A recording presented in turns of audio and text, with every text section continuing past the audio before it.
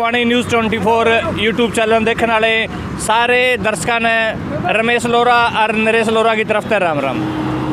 तो आज भारत में यदि कोई मुद्दा है तो वो मेन मुद्दा है किसान आंदोलन।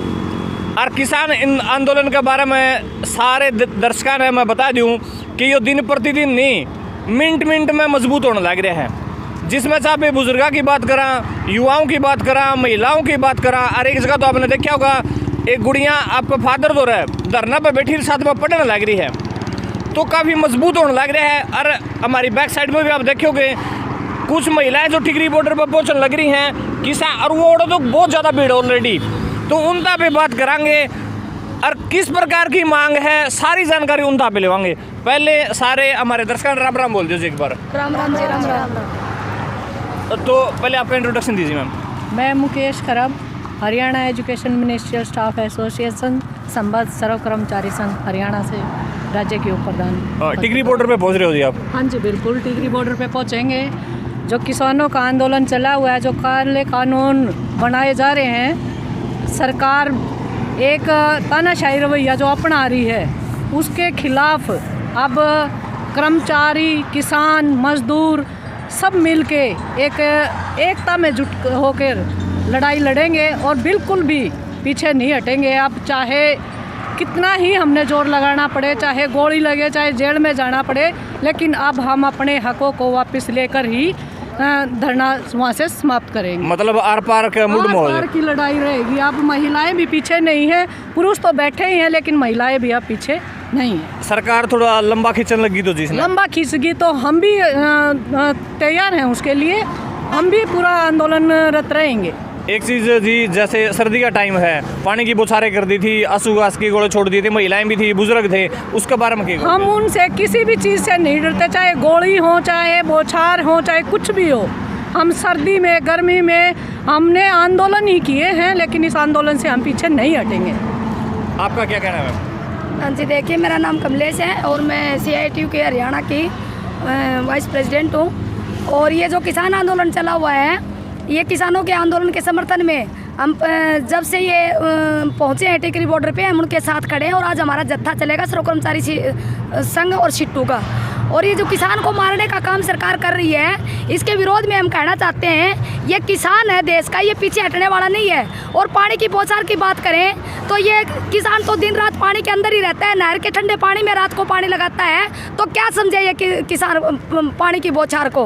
तो सरकार अपनी ये जो नीतियाँ इनसे बाज आ जाए, ये कानून जो काले कानून लेके आई है इसको वापस लेना पड़ेगा, आज नहीं तो कल लेना पड़ेगा, ये हम सरकार को बता देना चाहते हैं। और महिलाएं बिल्कुल पूरे देश की महिलाएं आगे आ चुकी हैं, क्योंकि महिला को आज पता चल चुका है कि हमारे रसोई का जो राशन है वो कितना महंगा हो गया है, हमारे बच्चों की फीस कितनी महंगी हो गई है। ये शिक्षित महिलाएं यहाँ खड़ी हुई है, तो सरकार इस चीज़ को भूल जाए कि ये इस काले कानून को लागू कर देंगे, बिल्कुल भी लागू नहीं करने देंगे हमें, चाहे कितनी भी आर पार की लड़ाई लड़नी पड़े।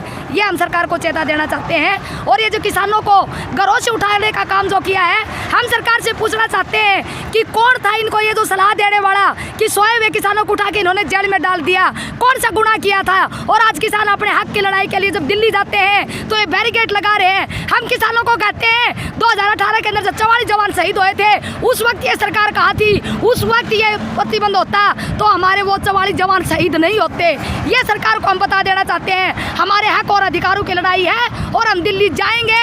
दिल्ली किसी के बाप की नहीं है, जनता की दिल्ली है, और बार बार जाएंगे और हम हमारे हक और अधिकारों की लड़ाई के लिए आर पार की लड़ाई लड़ने को तैयार है। सरकार ये कहने लग रही जी, जो सारे जान लग रहे हैं किसानों को नहीं, कांग्रेसी है। हाँ जी, ये कुछ भी कह सकते हैं, ये हमें पाकिस्तानी भी कह सकते हैं, ये राष्ट्रद्रोही भी हमें बोल सकते हैं। ये राष्ट्रीय हित की बात करते हैं, कौन से राष्ट्रीय हित की बात करते हैं? ये आज जो अन्नदाता है ये रोड के ऊपर बैठा हुआ है और ये राष्ट्रीय हित की बात करते हैं, इनको पता ही नहीं। इनसे पूछे कोई, जितने भी ये नेता बने हुए बैठे हैं, किसी के खेत में जीरी बो के इन्होंने देखा है, इन्होंने गेहूं बो के देखा है, इन्होंने बाजरा बो के देखा है क्या? इनको किसानी का कुछ नहीं पता।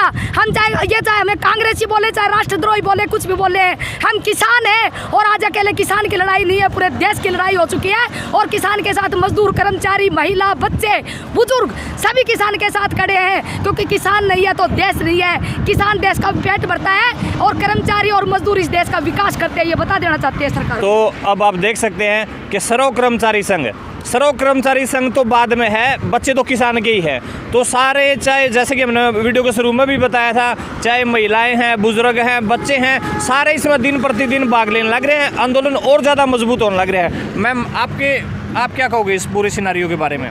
ये पूरा जो किसान आंदोलन है, सरकार ने 6 जून को जो ये 3 कृषि कानून संसद में पेश किए और विपक्ष के विरोध के बावजूद गैर कानूनी तरीके से इनको पेश किया, उसके खिलाफ पूरे देश के जो किसान लामबंद हुए, ये आंदोलन वहाँ से चला हुआ और अपनी पीक पर अब पहुँच गया है। पूरे देश के किसान आंदोलन में हैं आज, चाहे वो पंजाब है, हरियाणा है, राजस्थान है, यूपी है, इवन गुजरात है, इवन मध्य प्रदेश है, महाराष्ट्र है, सब जगह के किसान इसके खिलाफ हैं।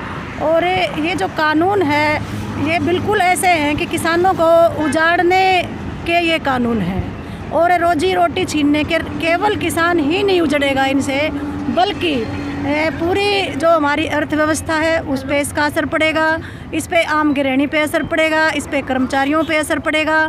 क्योंकि अगर किसान घाटे में जाता है और किसान की रोजी रोटी छीनती है तो, और अगर काला बाजारी बढ़ती है, इसमें एक कानून है एसेंशियल कमोडिटी एक्ट, जिसको सरकार ने अबॉलिश कर दिया। उसमें क्या है?